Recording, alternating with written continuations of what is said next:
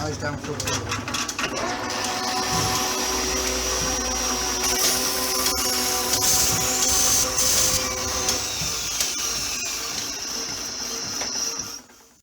Right folks, it's about an hour later and we're beginning to see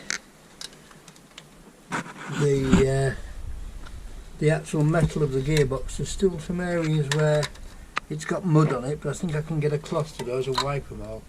If you look at the bottom there, we've blown through all 3 holes. That still needs the sludge cleaning out right in there, but we're getting there. We are getting there. We're beginning to see the light. We're beginning to see the red.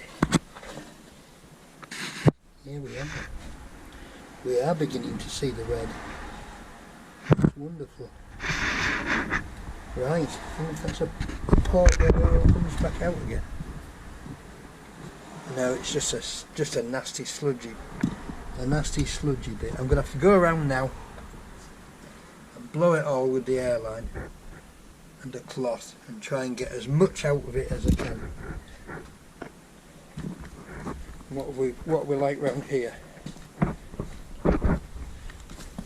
The gearbox looks good. All the loose black crap has come out of there. And in here, once again, we can see the red. You're getting a better view of in there than I ever have, so it's probably a load of crap. I shall have a look at the film in a minute and have a look. Right, okay. The clean is done. That's good. See you in a bit.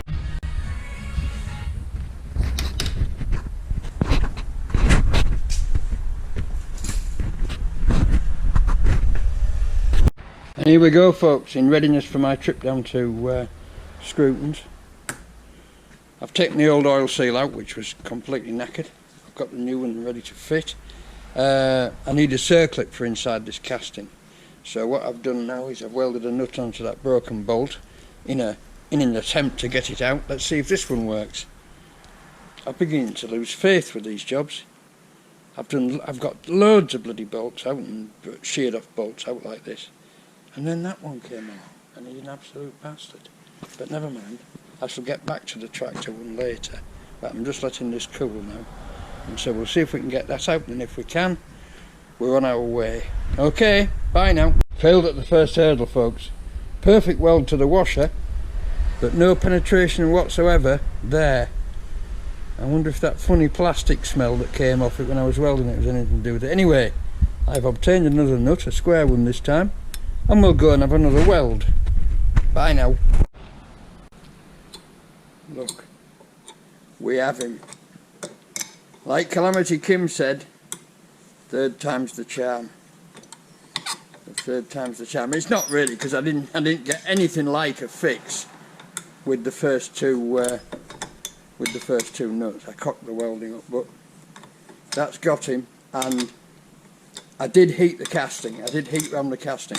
I held this piece of bar there just to keep the heat off the nut and heated round the casting. And it's done it. It's fetched him out. There we are. Happy, happy, happy. Because this is the bolt on here. There's 3 bolts on here that secure the PTO cover on. And back in the day, people had a habit of walking up behind a tractor, putting their boot on the PTO cover and jumping on and talking, leaning against the mudguard and talking to the driver as they were bombing along the road. And it used to bend the PTO covers down. But there we go, look at that. She's out. Good job and cheer. Right, on to the next bit. Bye now. Right folks, we've been to Fordson's. We've got a gasket. We've got an O-ring, but it's too small. We got a circlip for the rear PTO housing. And they have taken the shaft and they're going to pop a new bearing on it. And it's going to be ready Monday afternoon. So, the next thing to do, in my humble opinion, is to strip this hydraulic pump and see what we can make of it. Clean it out, put the new seals in it, put the new seals in it, and put it back together. So I'm just going to have a clear up, get it on this bench here, and then we'll crack on with it. Okay, I'll bring you back in a minute. First thing I'm going to do is remove all these bolts in the end and remove the bracket. Now, straight away, I couldn't find a socket. And the reason I couldn't find a socket is because these are actually a Whitworth size. So there'll be probably, it says 3/8 5/16 Whitworth. So it's 3/8 BSF or 5/16 Whitworth. Probably because these are into aluminium, there will be a coarse thread. And whichever they've used, whether they've used UNC or what, usually UNC have AF style heads, and these would be 9/16, but 9/16 doesn't fit, and 5/8, which is the next size up, it's too big, but the Whitworth fits perfectly. So I'm going to baz these out and I'll bring you back. Okay. Now we can see that there are O-rings, and we can see that there is horrible block passages and lots of nasty grot. So I think the next thing to do is to wash this out. Give it a damn good wash out, and carry on from there. Right, there's a big O-ring there.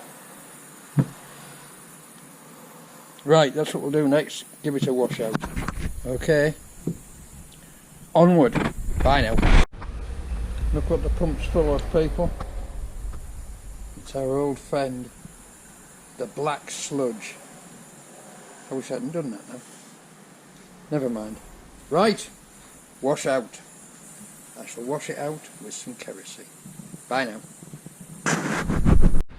Right folks, I'm just studying the intricacies of the partly clean pump.